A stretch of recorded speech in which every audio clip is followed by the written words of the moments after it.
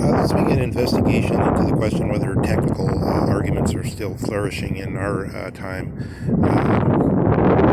or the suggestion of whether we contrast just only the most striking and, as it were, root events visible to the least thoughtful amongst the masses counts, and everything else doesn't count. So I use this example of this recent furor has been raised about the beginning. It's right at the beginning of the interview with Rogan and Jordan Peterson. The Guardian has written a response. Other publications have written a response. Attorney once related this anecdote to me where he said that another attorney had said to the judge, well, that's just a technical argument, and the judge had rebuked him, so to speak, with the response that isn't the law, aren't you a legal technician, and isn't the law concerned with technicalities, and almost nothing but technicalities. Peterson has actually, if you listen, prefaced his answer, which has been attacked, and I consult the arguments given in The Guardian as the critique of him,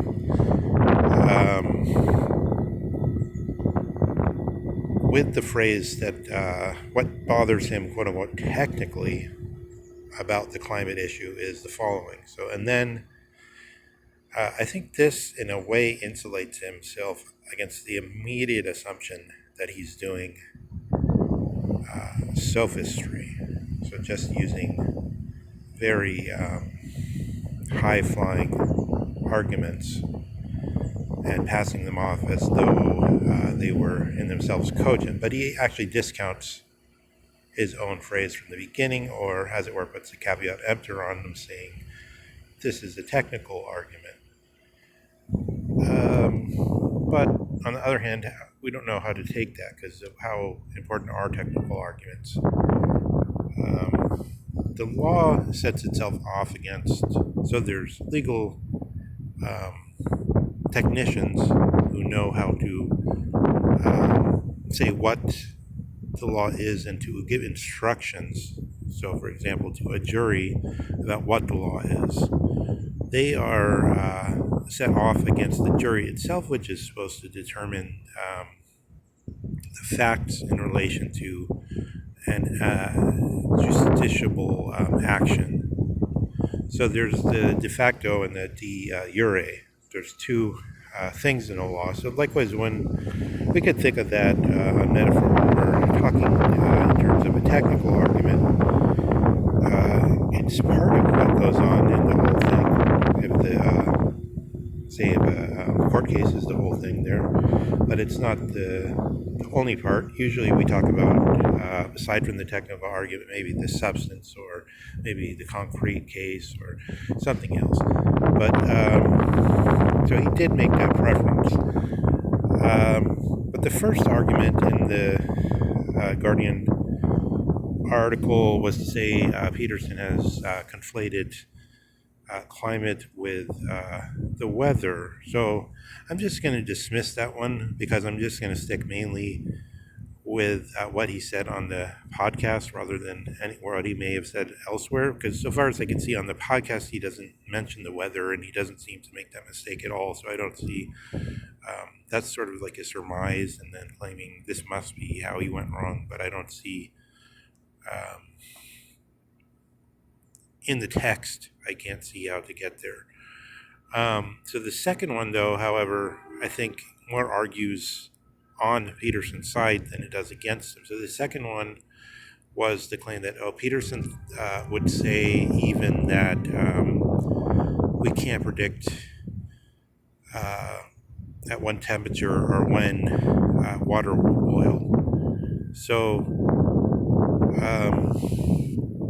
I cite two, let's call them two factors, and I correlate the notion of the factors to this claim Peterson is making this very general so-called technical argument Peterson's making, that if phrases like climate and phrases like environment, um, Umwelt auf Deutsch, so that it actually does mean, Welt means world, so it means surrounding world. But what does that mean? Surrounding world could be taken just to mean the world surrounds us. So that is extremely nebulous, isn't it? It covers everything, Umwelt, environment. But of course, he wasn't talking initially about environment. He kind of did a little slide over to that. He started with climate, and then he made climate into environment. But in a way, it seems like he has a point, because if climate, then just weather. But the article itself says he can't be talking about just weather. That would be a gross error. So then, not just climate, but environment in some larger sense, which could be taken to mean world. It's not that far of a leap, but again, we're not talking necessarily about the substance or about the concrete yet, but we're speaking about the technical argument. As a technical argument, if you say you have to have n and n factors, I think the greatest error in his argument was simply that he nowhere defaced his assertion with real examples, with striking examples that people could understand. But I think one could see in the case of the boiling water sort of what it means, that in an abstract way there's n number of factors, and then which factors do you consider. So okay, again, I give two parts of the water argument. One is the Hossack-Chang part. So Hossack-Chang is probably the best living historian of science, and he went to the best university for science to occur, I would say, which is Caltech. And although, so far as I know, he's done no comprehensive work on the history of science, but he focuses on particular investigation of particular issues. So, for instance, one of the things he investigated was boiling point, which happens to connect up to this example, which is given in order to ridicule Peterson's argument, to show that it's absurd on the face of it.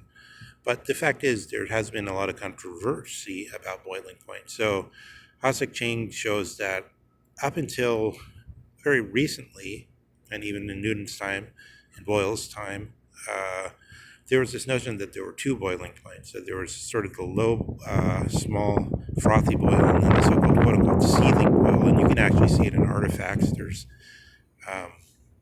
temperature-taking devices which have the 2 points written on them.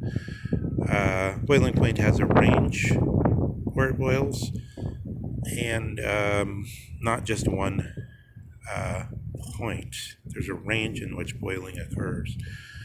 So say that was one factor. Say there's just, we're dealing here with something relatively subtle and relatively unimportant so far as you're boiling water in the kitchen, right? But if, by analogy, boiling is the same thing as the world, at least so far as it concerns human beings having effect on planet Earth through producing CO2 or through other manners, you can see that if the argument makes some sense, that if some tiny error has occurred, some factor wasn't considered, so the factor wasn't considered that there's a range in which things boil, we just assumed that there's only one boiling point. You can see how that could, quote unquote, compound as an error if you're talking about a 10-year period, 20-year period, down you're talking about hundreds of year periods, etc. You could see how something small could compound in a non-foreseeable way that involved, if you had to do it, you would really have to go into, you'd bring Mandelbrot in, and you'd have to ask him about Brownian motion and modeling it with fractals or God knows what, Bayesian reasoning, who knows. Maybe you couldn't do it.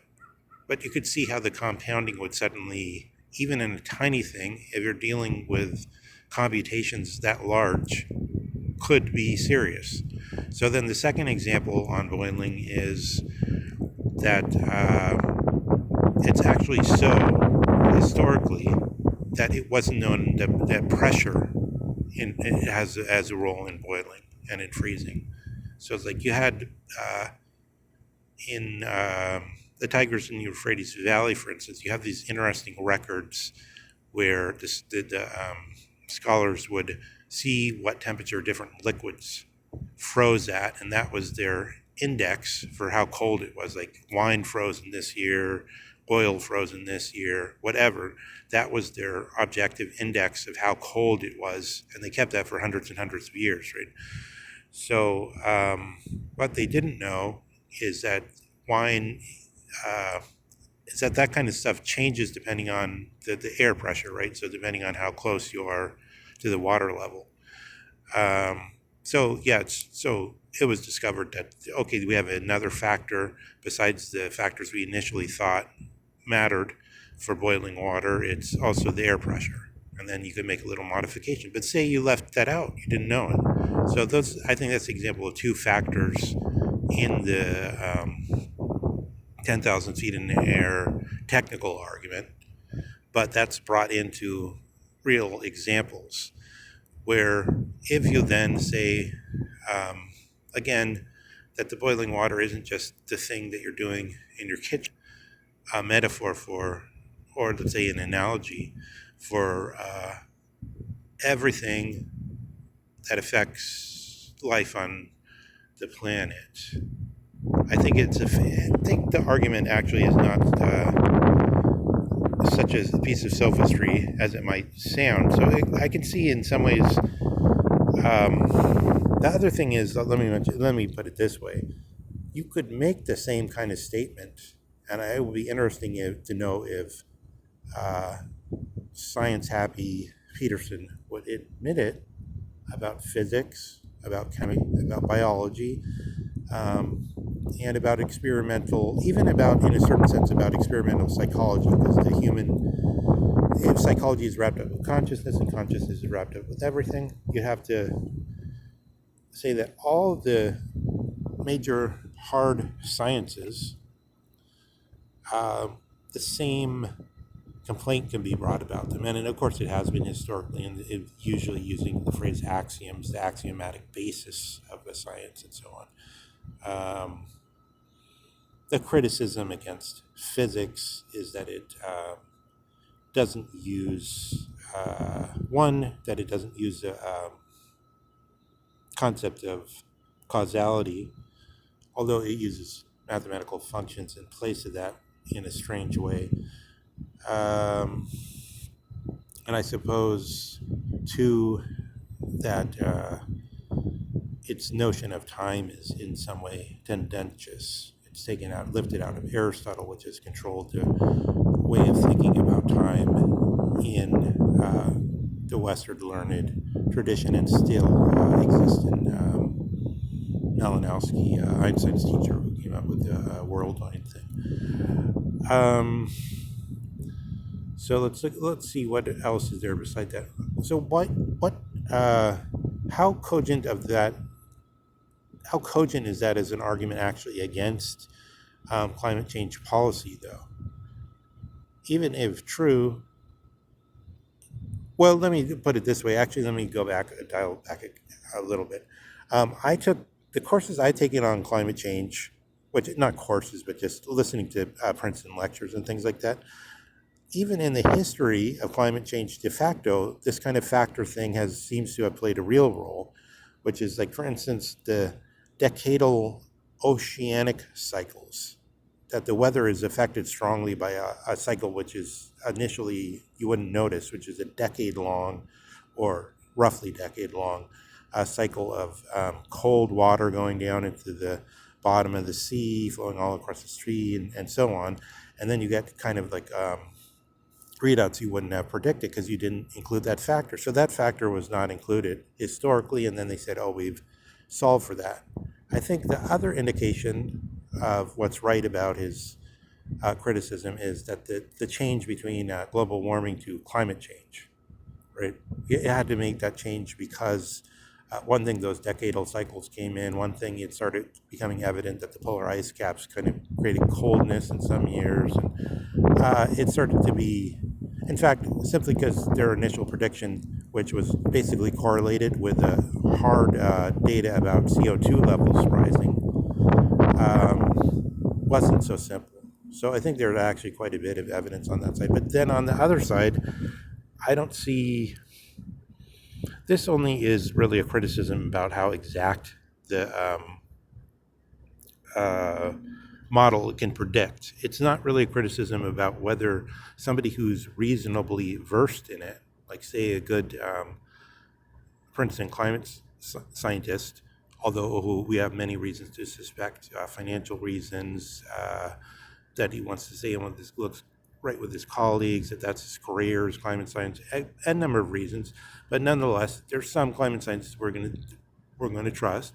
And then the criteria is whether when they look at it, not necessarily from a technical point of view, but just as a human being who's an expert in this technical field looking at it, what's their thought about how strong the evidence is? So, because the evidence could be like, um,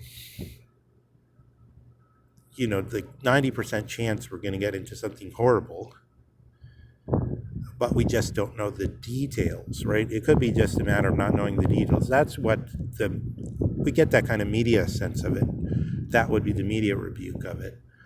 But we'd really need somebody who knew their stuff, who we trusted, to kind of give a big view like that. And then,